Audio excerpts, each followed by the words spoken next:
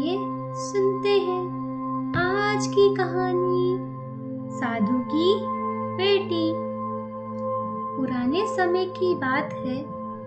उत्तर पूर्वी पहाड़ियों में बिशनपुर नाम का एक छोटा सा गांव था।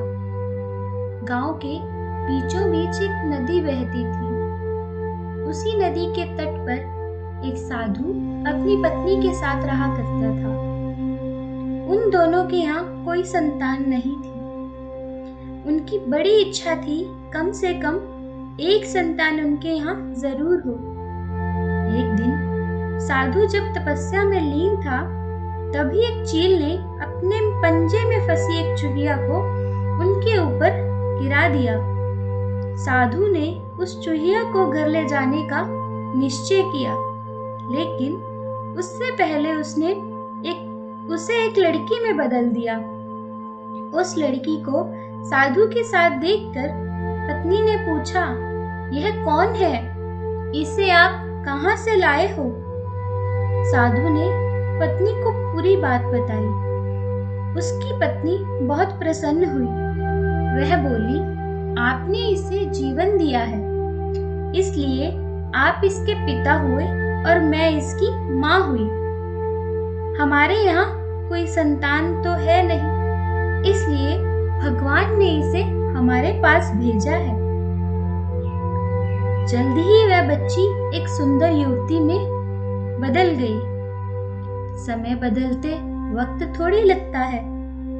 जब वह 16 साल की हो गई, तो साधु और उसकी पत्नी ने उसका विवाह करने का निश्चित किया। साधु ने अपनी तपस्या से सूर्य देवता का आह्वान किया। सूर्य देवता उनके सामने आए तो साधु ने उनके सामने अपनी बेटी से विवाह करने का प्रस्ताव रखा। सूर्य देवता ने इसके बारे में सोचा। हालांकि लड़की को यह विचार अच्छा नहीं लगा। उसने कह दिया, मुझे क्षमा कीजिए, लेकिन मैं सूर्य देवता से विवाह नहीं कर सकती क्योंकि यह बहुत गर्म है। निराश होकर साधु ने सूर्य देवता से कहा कि आप ही अब कोई सुयोग्य वर सुझाएं। सूर्य देवता ने कहा, बादलों के देवता से आपकी लड़की की जोड़ी बहुत सही बैठेगी, क्योंकि वे धूप की गर्मी से उसकी रक्षा करेंगी। साधु ने अब बादल देवता से उसकी लड़की के विवाह के लिए अनुरोध किया। इस बार भी लड़की ने विवाह से इनकार कर दिया और बोली, मैं इन काले व्यक्ति से विवाह नहीं कर सकती। इसके अलावा बादलों के राजा की गरज से मुझे डर लगता है। साधु अब हताश हो गया। उसने बादल देवता से अनुरोध किया कि वे ही कोई सुयोग्य वर सुझाएं। अब बादल देवता ने कहा, पवन देवता के साथ इनकी जोड़ी अच्छी रहेगी, क्योंकि वे आसानी से मुझे उड़ा सकते हैं। साधु ने अब पवन देवता का आह्वान किया और उनसे अपनी बेटी के साथ विवाह करने का अनुरोध किया। इस बार भी लड़की ने विवाह से इनकार कर दिया और बोली, मैं ऐसे अस्थिर व्यक्ति से विवाह नहीं कर सकती जो हर समय यहाँ वहां उड़ता रहता हो। साधु काफी परेशान हो गया था।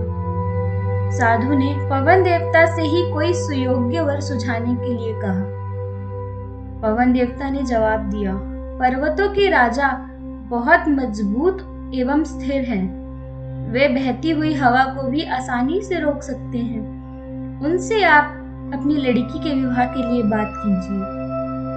साधु अब पर्वत राजा के पास गया। उससे उनकी लड़की के विवाह करने का अनुरोध किया। हालांकि इस बार भी लड़की ने विवाह करने से इनकार कर दिया और कहा, मैं किसी ऐसे व्यक्ति से विवाह नहीं कर सकती जो बहुत कठोर और ठंडा हो। लड़की ने साधु से किसी नरम वर को खोजने को कहा। साधु ने पर्वत राजा से सलाह मांगी। पर्वत राजा ने जवाब दिया, किसी चूहे के साथ ही अपनी लड़की का विवाह करवा दीजिए, क्योंकि वह नरम भी रहेगा और आसानी से किसी पर्वत की में बिल बना सकता है। इस बार लड़की को वर पसंद आ गया। साधु काफी हैरान हुआ। वह बोला, भाग्य का खेल कितना निराला है। तुम मेरे पास एक चूहिया के रूप में आई थी और मैंने ही तुम्हें लड़की का रूप दिया था। चूहिया के रूप में जन्म लेने के कारण तुम्हारे भाग्य में चूहे से ही विवाह करना लिखा था और वही हुआ। भाग्य में जो लिखा था वही होता है। साधु ने फिर से प्रार्थना शुरू कर दी और लड़की को दोबारा चूहिया बनाकर उसका विवाह एक चूहे से करवा दिया गया। शिक्षा, भाग्य कभी नहीं बदलता। धन्यवाद।